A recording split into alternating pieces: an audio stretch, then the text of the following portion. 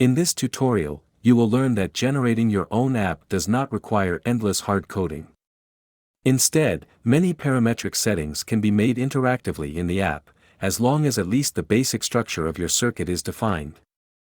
As a quick example, a simple circuit is built in which a triangle signal meets a low-pass filter. This description is already sufficient for our app.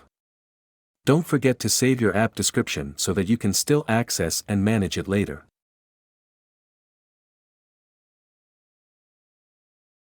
The app can be downloaded and opened via the launch button. This may take a short moment.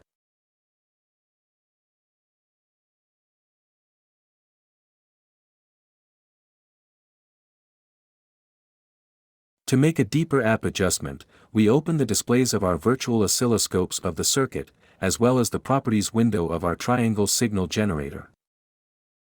Here we can see that the previous input signal is predefined by default with an amplitude of 1 volt and a frequency of 1 kHz.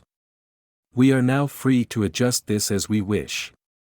As an example, we can now set an amplitude of 3 volts and a frequency of 3 kHz. The next adjustment we make is purely visual. We can adjust the display window of the oscilloscopes to show our respective signal more clearly. In this example, it is sufficient to lower the time per division parameter.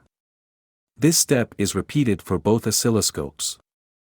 It is emphasized that the position and status of each display window will be captured. Thus, in this example, we intentionally leave both oscilloscope displays and the signal generator properties window open for future launches. Now that all the desired settings have been made, we save the data of our app and the system automatically creates the necessary programming commands for us.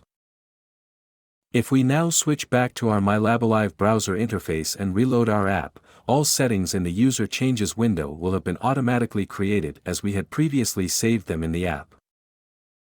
With each new launch, these settings will now be taken into account and the app will appear as we intended.